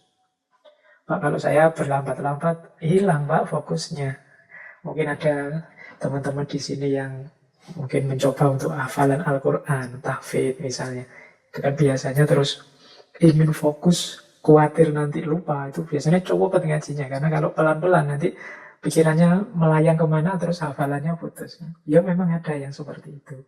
Jadi ingin menjaga fokus, terus cepat. Ya resikonya memang kalau cepat itu, kalau salah tidak ketahuan, kelewatan. Jadi to act fast itu kadang-kadang ya kita tidak bisa mendeteksi titik-titik kelirunya di mana. Jadi segera ingin menyelesaikan, sehingga terus cara berpikirnya tidak jernih. Mungkin teman-teman dalam banyak hal juga sering begitu. Yang hafal surat-surat panjang itu begitu mau dibaca waktu jadi imam sholat itu kan tidak berani dibaca dengan indah, pelan-pelan kalau kita tidak yakin benar sudah hafal. Biasanya terus dibaca-baca biar tidak putus, karena kalau dibaca pelan nanti putus, hafalannya kacau. Nah, itu yang kedua, the need, kebutuhan untuk melakukan sesuatu secara cepat. Ini sebenarnya bisa dicek dulu, kita pernah membahas Paul Virilio yang menjelaskan peradaban hari ini yang segala sesuatunya ingin lebih cepat. Yang ketiga, biasanya motifnya orang yang ingin lebih cepat itu karena dia membayangkan keuntungannya. Segera aku ingin selesai dan mendapat keuntungan. Nah, ini membuat orang ingin lebih cepat. Atau untuk menghindari kesalahan. Kemudian orang cepat-cepat untuk melakukan sesuatu biar tidak salah, karena kalau pelan-pelan nanti salah. Ini sama seperti tadi penjelasannya. Jadi sesat pikir dalam bentuk cognitive bias itu ada kalanya muncul karena kita butuh untuk bertindak cepat. Kita tidak sabar untuk mengikuti prosesnya pelan-pelan. Akhirnya yang terjadi malah tidak jernih kita dalam menanggapi sesuatu. Dia membatasi kita untuk berpikir secara jernih.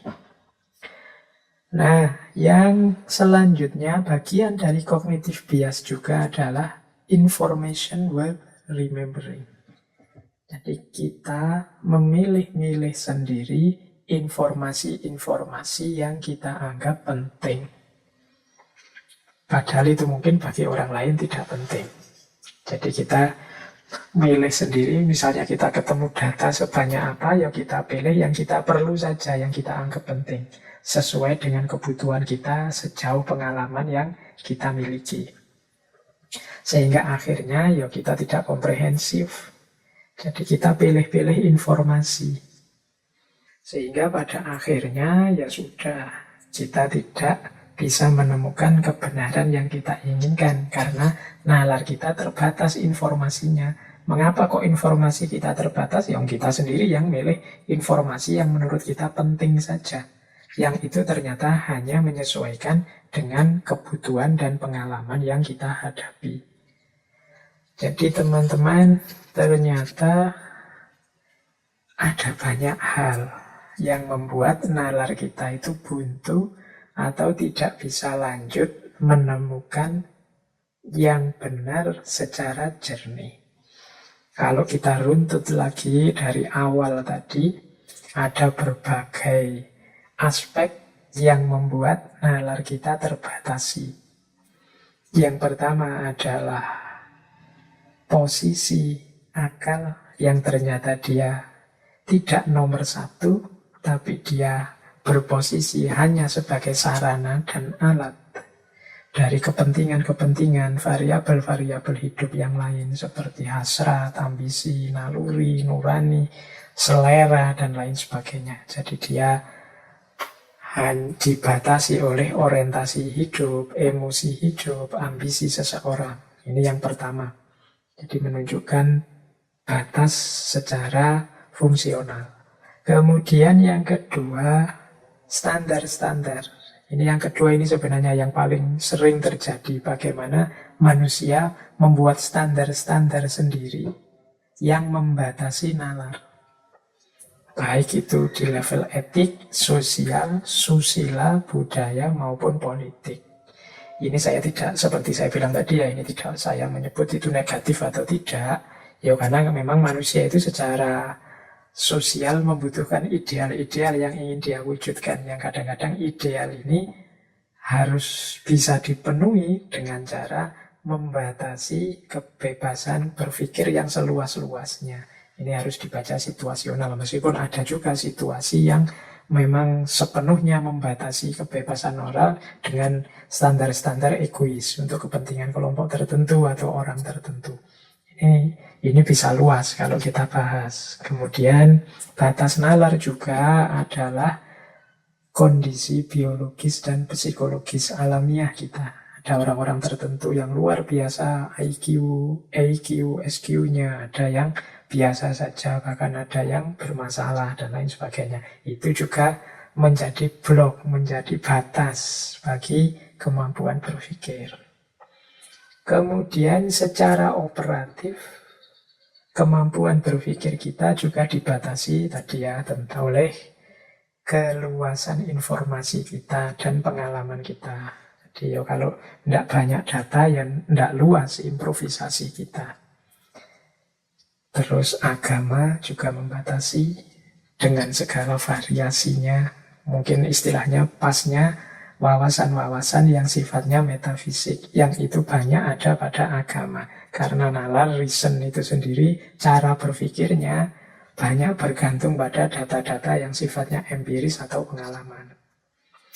Nah, setelah itu batas-batas banyak kita temukan dalam aspek internal.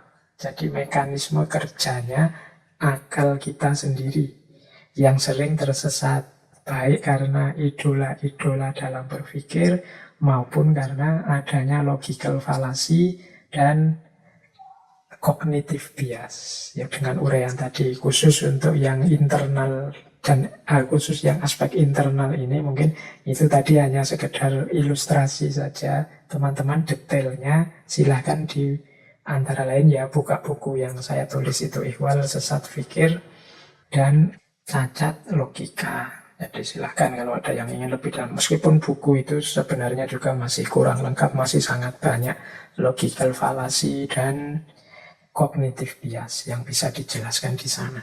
Oke. Saya kira itu ya teman-teman untuk sesi kita malam hari ini. Kelihatannya waktunya juga sudah mepet. Untuk bulan ini berarti pertemuan kita di materi berpikir bisa kita cukupkan. Bulan ini mungkin memang agak berat, kita kayak materi anak-anak kuliahan. Mohon maaf bagi teman-teman yang mungkin selera tema-temanya berbeda. Tapi ya kan seperti saya bilang di awal tadi, ya, tema itu ya kita gilir yang nomor satu sejauh kesiapan saya juga, kemudian mungkin juga gantian temanya biar nggak bosen. Kalau terus-terusan filsafat, terus-terusan aspek metode, nanti teman-teman juga bosen. Mungkin setelah ini kita masuk ke yang lebih lembut, mungkin tema-tema spiritual, metafisik, terus baru filsafatan lagi, baru biar nggak bosan. Jadi kita polanya seperti itu. Yang mau usul tema silahkan saja, tapi santai saja. Semoga pada saatnya tema itu bisa diangkat. Ya mungkin mudahnya nanti selang-selingnya tema itu setelah tema-tema yin, terus tema-tema yang, tema-tema lembut, terus tema-tema keras. Begitu terus biar kita tidak bosan, jiwa kita juga dinamis, lentur. Baik, saya kira itu teman-teman pertemuan kita untuk malam hari ini. Kurang lebihnya mohon maaf. Wallahul muwafiq, wallahu a'lam bishawab. Wassalamualaikum warahmatullahi wabarakatuh.